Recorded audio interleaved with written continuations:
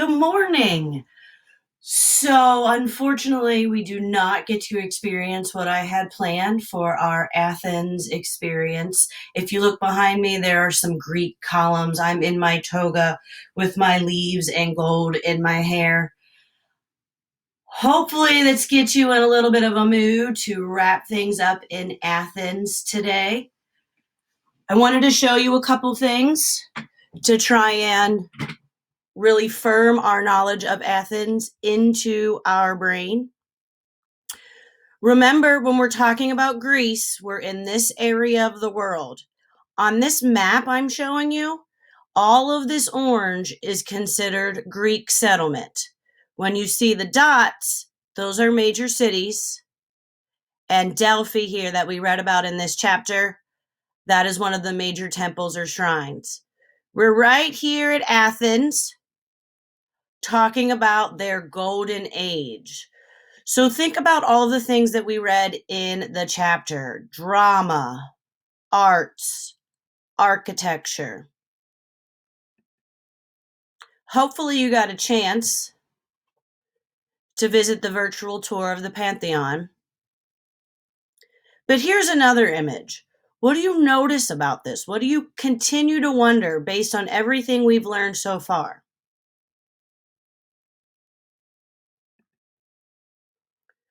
Or even the theaters. Are our theaters like that today? Have you been to a theater that looks similar to this?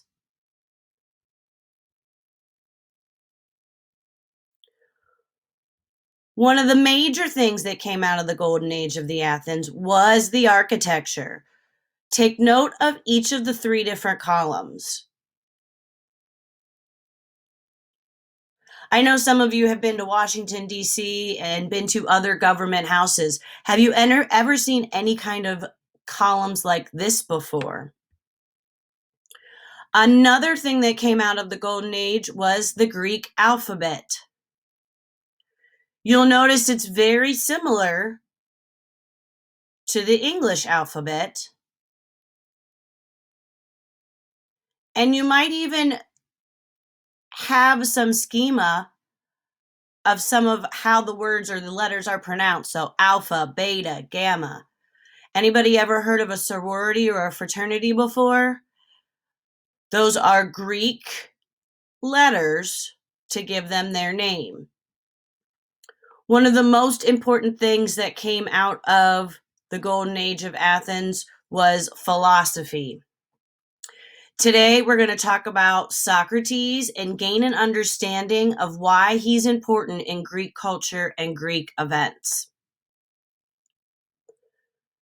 So part of your assignment today is to read The Trial of Socrates. As you're reading The Trial of Socrates, you're going to try and answer 4 different questions. These 4 questions will be in Schoology along with the reading if you need to go back and look. So as we're reading along, we're trying to find the answers to number 1, what were the charges against Socrates? Number 2, what did Socrates mean when he said he was the gadfly that bothers the great horses of government? Godfly. Sorry, guys. Why didn't Socrates ask for a lesser punishment? And if you had been one of the citizens judging Socrates, how would you have voted? So I'm going to go back up to the top and begin my reading. A good idea might go into your Schoology now and open up your assignment so you can type in answers as you hear them. Or maybe get out a pen or a pencil and write down some answers as you hear them. The Trial of Socrates. Anytus knew who was to blame for all the problems Athens had. It was Socrates. After Sparta defeated Athens, the Spartans set up a government in Athens in which a few people held all the power. Democracy, of which the Athenians were so proud, disappeared. Now, although democracy was back, many Athenians were still angry. Socrates, a philosopher, had probably been on the side of those who had destroyed democracy. Anytus thought, how he wanted to get rid of Socrates, but there was a problem. Socrates wasn't guilty of any crime. Anytus persuaded a very religious young man, Miletus, to say that Socrates was guilty of not worshiping the official gods of the city. He believed in other gods. Miletus said Socrates was also accused of poisoning the minds of young men with the ideas he taught them. They were very serious charges for which men had died in Athens. In February 399 BC, Socrates was put on trial for these charges. He was then 71 years old. He would be judged by 501 Athenian citizens. In his defense, Socrates first had to clear up an old misunderstanding. He explained that a long time ago, Aristophanes made fun of me in a play, The Clouds. The Socrates character in the play thought about the heavens and investigated things that were beneath the earth. He was good at using tricky arguments in the play. Aristophanes said that persons who study such things never believe in the gods. But the truth is, Athenians, I have nothing to do with these matters. Has anyone ever heard me talk about such things? No one really had. Socrates turned to another part of the charge. Supposedly, he'd been paid to teach young men and had misled them. I would like to be able to educate men, Socrates answered, but I don't know how, so no one has ever paid me to do that. And it was true. No one had ever paid him to teach. Well, what do you do? Asked one of the accusers.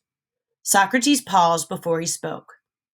Many years ago, a young man went to the oracle of Delphi and asked if any man was wiser than Socrates. The priestess replied, "No man is wiser than Socrates." I was very upset because I knew I was not wise, but I also knew that the oracle of God did not lie. I searched for a truly wise man to explain the oracle to me. I went to the politicians, the poets, and the workers. Many thought they were wise, but when I asked them questions, it was clear they did not know what they thought they knew. I knew nothing. They knew nothing. My wisdom was to know that I didn't know anything. The oracle had given me a job. I show men that they do not know what they think they know. Perhaps then they can search for real wisdom. Then Socrates called on the man who had accused him. Miletus, do you mean I teach young men to believe other gods, or that I do not believe in any gods? Hoping to make Socrates look as bad as possible, Miletus answered, I mean you do not believe in any gods. Do you mean that I do not believe the sun and moon to be gods as our religion says they are? Asked Socrates. Now the truth was that almost no one believed that anymore. So some people laughed when Miletus answered. He does not believe. He says the sun is a stone and the moon is dirt. Friend Miletus, Socrates said, you have me confused with someone else. I have not said those things. And he hadn't. You do not believe in the gods, Miletus shouted. Socrates quickly answered, when you accused me, you said that I believed in other gods. No, you say I don't. Now you say I don't believe in any gods? You contradict yourself. Fellow Athenians, it seems that Miletus is a very proud young man who is confused, which of course was true. Socrates continued, I've always done what I thought right. I'm not afraid of death. 3 times I fought for Athens. I went where my commander sent me. The gods have sent me here. I will stay here doing what the gods ask. I will not change my ways. I will not stop hunting for the truth. I will keep asking questions. The gods have sent me to the gods have sent me to be the gadfly that bothers the great horse of the government.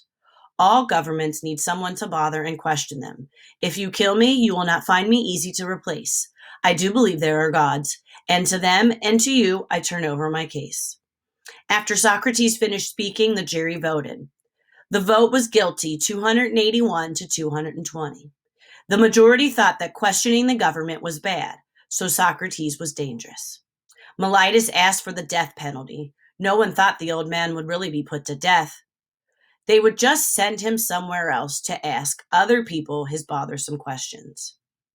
Socrates addressed the jury. I am not upset, Athenians. I am surprised. I thought there would be more votes against me. If I ask to be sent away and not allowed to return, you will probably do that. Then I would be admitting that I'm guilty. I'm not guilty, so I will ask for what I deserve. Instead of gaining wealth, I've tried to help every man to see that he must look at himself and seek goodness and wisdom. I tell you, there is nothing better for a man in his city than for him to discuss goodness and question in his own beliefs. The unexamined life is not worth living. What do I deserve? I suggest you give me free meals for the rest of my life. The jury was angry. Socrates was making fun of the trial. The jury delivered a death sentence. Socrates rose to speak a last time. You will get rid of one old man. You could have waited. I will not be around to bother Athens much longer. Now your enemies will say that Athens has killed a wise old man, whether I'm wise or not. I'm innocent. I refuse to do wrong to save my life. I think it is much harder to escape from evil than from death. Evil is faster than death, old and slow. Socrates has been caught by death. You who are smart and fast have been caught by evil. Sadly for you, I will not be quiet, even in death. Others will remember what I say and what you do. There is a small voice inside of me that tells me when something is evil. It has not told me that what I am doing is evil. I feel that death is either an eternal sleep, a peaceful rest, which sounds good to an old man, or death is a journey. I will go where all the great men have gone. Perhaps I will have a chance to question them. We go different ways now. I go to die, you go to live. Only the gods know which is better. And he went. So let's think back. What were the charges brought against Socrates? What did Meletus say Socrates was doing and why he was put on trial? Then we look at question number 2, a little bit of language arts, which is kind of fitting since in language arts we've been talking about logos and pathos, which are ideas that came from Socrates and his student Aristotle and his student Plato. So it all kind of fits together. In question number 2, it's a metaphor. What is he comparing? He is the gadfly that bothers the great horse of the government. What's the gadfly? What's the horse? Question number 3, why didn't Socrates ask for a lesser punishment? What was his reasoning? Why did he say he would take the death even though he asked for free meals for the rest of his life? And number 4, if you'd been one of the citizens judging Socrates, how would you have voted? Would you have voted against him or for him? What's your opinion about questioning the government? I'm sure there's a lot of that kind of conversation going on in your house. Feel free to let me know if you have any questions. I'm going to do my best to keep this going every day. There might be a few days I can't. We're all taking care of each other and my family too. They'll all be posted on my YouTube channel. Make sure you check that out and watch each video because I might be giving chances for extra points and test questions. I keep forgetting to look at the camera and I keep looking at myself. I'm sorry. I miss you guys. I wish I was looking at all of your faces. Happy Friday, and I'll talk to you soon. Bye.